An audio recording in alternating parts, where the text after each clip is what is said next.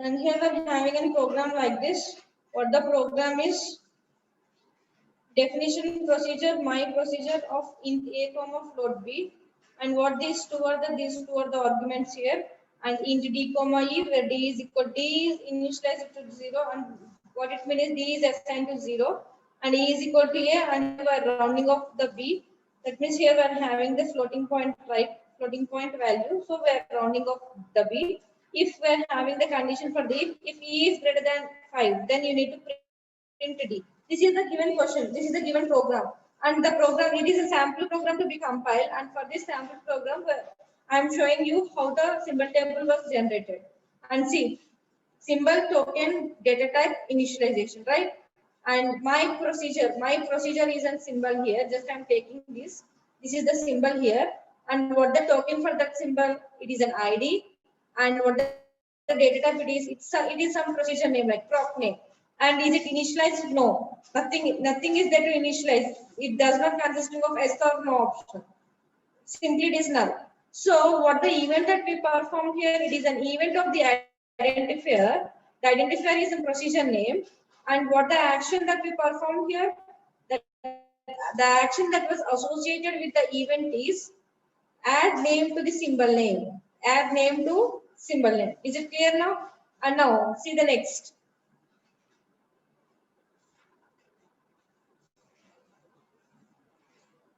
A.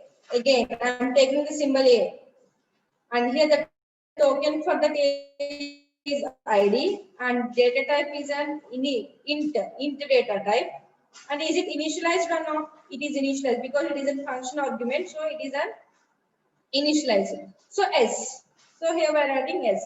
What an event we perform here? An event is identifier is equal to variable declaration. This is a variable declaration. And in the previous, identifier is a procedure name. But here identifier is a variable declaration. It is a function argument.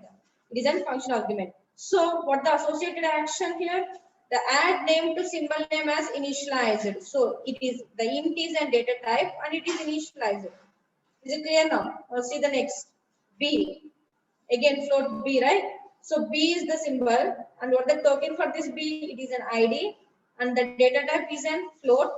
And is it initialized or not? Yes, it was initialized because it is a function argument. Function argument for the variable declaration, so it was initialized. And the event is an identifier. Identifier is equal to variable declaration. It is a function argument, and the action is add name to symbol name as initialized. Now see the next. Int D. Int D. Now I'm talking about the variable D. This is a symbol D. Variable declaration D. And the token for that is ID. And the data type is int. Int D, right? Int D, int E. Int. And is it initialized or not? No. Because it is not from the function argument. Just we declare the variable here. Just we declare the variable here.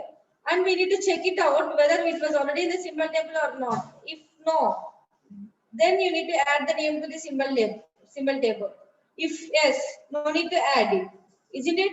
So this is the way of generating the symbol table from the given source code. That means my source code is in the form of any type of a programming language. Here I am choosing this program, and for this program just I show how the symbol table entries can be done, and what the fields that the symbol table consisting of. Here we are having 4 fields: symbol, token, this D type is a data type, and initialization. And for overall program, we need to implement this. For overall program, if the program is very simple with just minimum of 20 or 10 lines, it is very easy to implement the or generate the symbol table like this, right? So if the program is very complex, so what to do is for every line in the source code, we need to store in the symbol table like this. That means every information is to be stored in the symbol table, isn't it? So what we're doing here is, if the program is very complex, then you need to choose an automated tools for generating the symbol tables. Choosing an software automated tools for generating the symbol tables. Only for the simple programs, just we are manually writing like this. If it is a very complex, then go for the implementation of the automated tools. And is it clear all of you? In this session, what I explained up to now is I defined what the symbol table is. And after definition and what the components of the symbol tables are, insert and lookup are the two, sorry, name table and the entry table are the two components of the symbol table. And what the operations of the symbol tables are, insert and lookup are the two operations. And what the functions of the symbol tables are. And here we are having two most important functions. One is an initialize and another one is an finalize. And then now I show you how to generate the symbol table from the given sample program. This is a sample program to be compiled. For this sample program, just I show you how to generate the symbol table with the 4 fields. That means the table consisting of the 4 fields. Here it totally store information about each and every line in the source code, like this only. This is the way of storing the information in the symbol tables. So that's why we are calling this as it is a data structure. It is an data structure. So my program is very complex and my symbol table is very large. That is, it is also very complex because for every line I am writing this entries, no. So automatically symbol table also becomes complex. So I want to search for any variable, then it becomes very difficult if the table is very complex from the complex code. So for that we are using some requirements. What those requirements means, to get quick search or to get quick insertion, we are choosing some different data structures here. One is binary tree, another one is hash table, and another one is linked list, or another one is self-organizing list, so on. So we are having some important data structures here, and by implementing all those data structures, we can quickly insert and we can quickly search for any identifier or for any variable, whatever it may be. That I need an data, I need an information for any type of an information. Using all those different data structures, it is very easy to get quick response from the database. The name of the database is a symbol table. It is just like a record here. We are maintaining the record with a symbol tables, and here this symbol table is a data structure. And you can also implement an ordered and unordered symbol tables, and also you can know how to store the names in the symbol tables. And before storing the names in the symbol tables, you all should know what the attributes of the symbol tables are. Attributes in the sense, whatever the variable names, constants, data types, compiler generated temporaries, function names, parameter names, scope information, all these are all comes under the attributes of the symbol tables.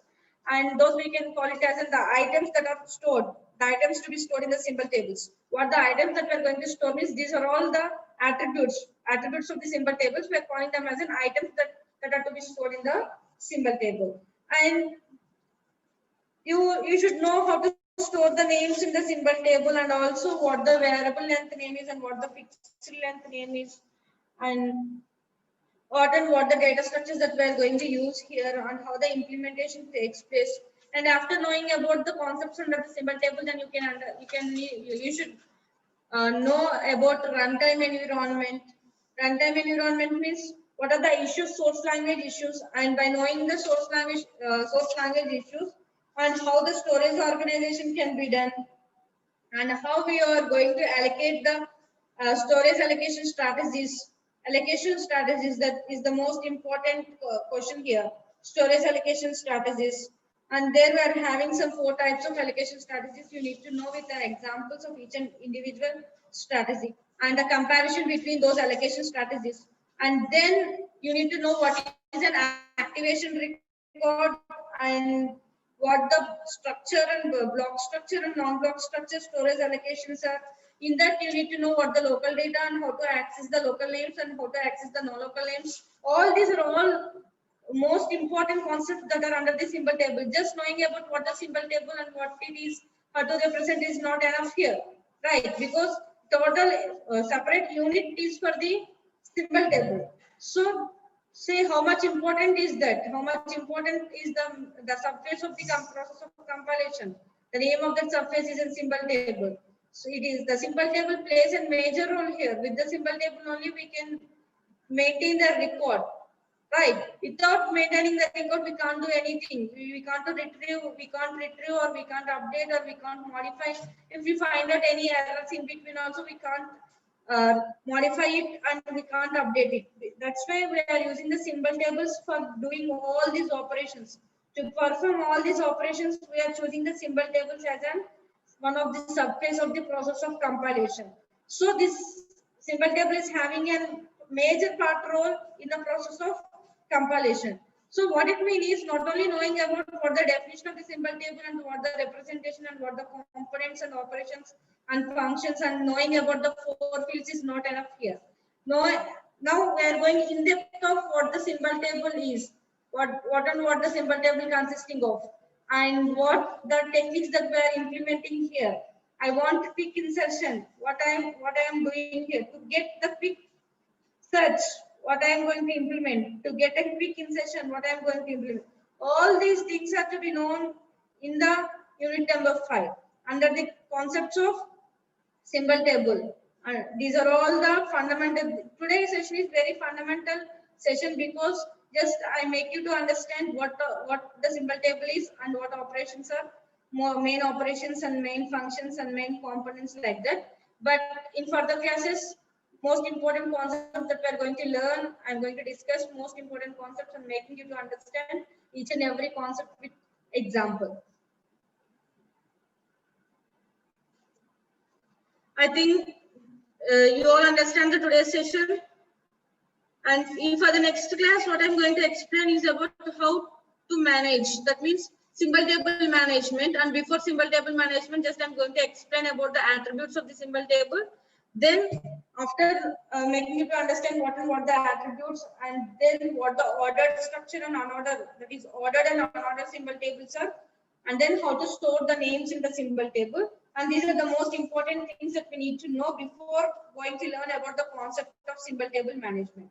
And here we're having three very simple concepts: attributes of symbol tables, ordered and unordered symbol tables, and how to store the names in the symbol tables. And after making you to understand these three, then I will discuss about the symbol table management and what the data structures that we are using here for symbol table construction.